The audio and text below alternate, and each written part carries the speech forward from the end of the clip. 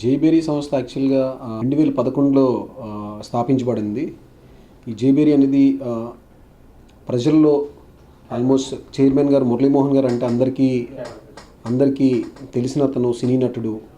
300 పైగా చిత్రాలు నటించిన అతని ప్రాపర్టీస్ కూడా హైదరాబాద్లో జేబేరీ ప్రాపర్టీస్ పేరు మీద చాలా రియల్ ఎస్టేట్ సంస్థలన్నీ నిర్మించి సక్సెస్ఫుల్గా అయ్యారు. 2011లో వైజాగ్లో ఆటోమొబైల్ రంగంలో అడుగుపెట్టిన దగ్గర నుంచి అతను ఎంప్లాయీకి ఒక డబ్బు సంపాదన కాకుండా ఒక ఎంప్లాయీకి ఎంప్లాయ్మెంట్ ఇద్దామన్న దాని మీద ఈ సంస్థలో దిగి ట్రాన్స్పరెన్సీ కస్టమర్స్కి అత్యుత్తమ సేవలను అందించి మార్కెట్లో ముందుకెళ్తుంది. అంటే మాకున్న సేల్స్ స్టాఫ్ ఆల్మోస్ట్ ఒక 100 మంది ఉన్నారు. సేల్స్ సిబ్బంది వాళ్ళు ఎవ్రీడే బయట కస్టమర్ డిఫరెంట్ లొకేషన్లో ఈవెంట్స్ పెట్టి తర్వాత ఎంక్వైరీ జనరేట్ చేసి కస్టమర్స్ దగ్గరికి వెళ్ళి వాళ్ళ డోర్ స్టెప్ దగ్గరే టచ్ డ్రైవ్ కానీ లేకపోతే ఫైనాన్స్ డీటెయిల్స్ కోసం కానీ ఇవన్నీ కస్టమర్కి ఎక్స్ప్లెయిన్ చేసి ఈజీ ప్రాసెస్గా మా సిబ్బంది చేస్తుంది.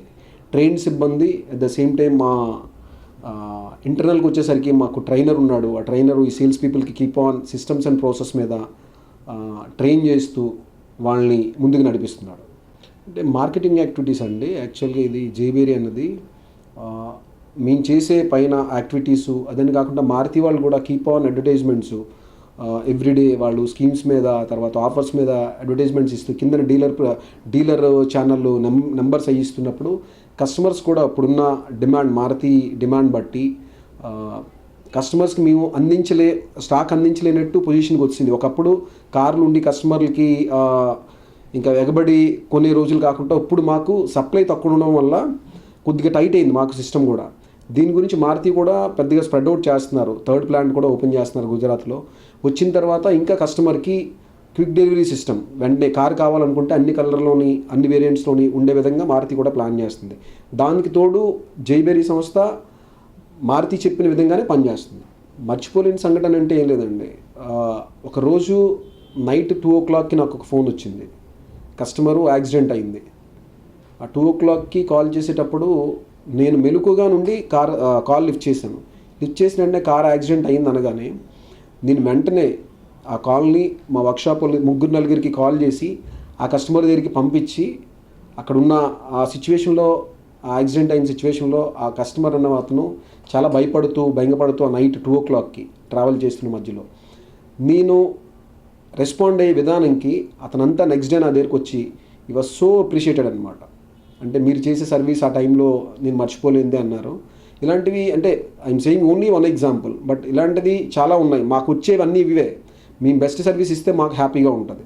కస్టమర్కి ఎప్పుడు కూడా అందుబాటులో ఉండాలి. అతనికి కావలసిన సర్వీస్ని మనం అందించగలిగి ఉండాలి. అప్పుడే సక్సెస్ఫుల్గా ఎవరైనా ఇదవుతారు. అంటే ఇప్పుడు డ్రైవింగ్ అనేది చాలా ఇంపార్టెంట్ అండి కార్కి అది అనేది. ఎందుకంటే డ్రైవింగ్ ఇప్పుడు మన ఆర్టీఏ డిపార్ట్మెంట్ కానీ గవర్నమెంట్ కానీ ఇప్పుడు డ్రైవింగ్ మీద కొన్ని సూచనలు ఇస్తుంది. అంటే ఎలా డ్రైవ్ చేయాలి ఏంటంటే డ్రైవింగ్ టిప్స్ కానీ లేకపోతే ప్రాపర్ డ్రైవింగ్ క్లాసెస్ కానీ ఇవన్నీ ఉండాలి. ఎందుకంటే ఇప్పుడు మారుతి కూడా అదే సేమ్ కాన్సెప్ట్ మీదే మారుతి డ్రైవింగ్ స్కూల్ అని చెప్పేసి ఒక సిమ్యులేటర్ అని ఒక మిషన్ ఉంటుంది. ఆ మిషన్ మీద ప్రాపర్గా ట్రైనింగ్ ఇచ్చి రూల్స్ అండ్ రెగ్యులేషన్స్ కార్కి డ్రైవింగ్ సంబంధించిన రూల్స్ అండ్ రెగ్యులేషన్స్ కూడా మారుతి వాళ్ళే డైరెక్ట్ ట్రైన్ చేస్తున్నారు. అట్ ద సేమ్ టైం మన గవర్నమెంట్ కూడా ఒక లెర్నర్కి చెప్పేవి అన్నీ కంప్లీట్గా ఉన్న తర్వాతే వాళ్ళ లైసెన్స్ ఇవ్వడం, తర్వాత ట్రాఫిక్ రూల్స్ పాటించడం, సీట్ బెల్ట్ పెట్టుకోవాలి సేఫ్టీ నామ్స్కి వచ్చేసరికి. At the same time 2-wheeler వాళ్ళు హెల్మెట్ పెట్టుకోవాలి. ఇవన్నీ కంపల్సరీ అంటున్నారు. అవన్నీ కస్టమరు నేర్చుకున్న తర్వాత కంప్లీట్గా వచ్చిన తర్వాత కార్ డ్రైవింగ్కి వెళ్తే కొంచెం అంటే ట్రాఫిక్ మనకి అభ్యంతరాలన్నీ కూడా తొలగిపోతాయి కొంతవరకు.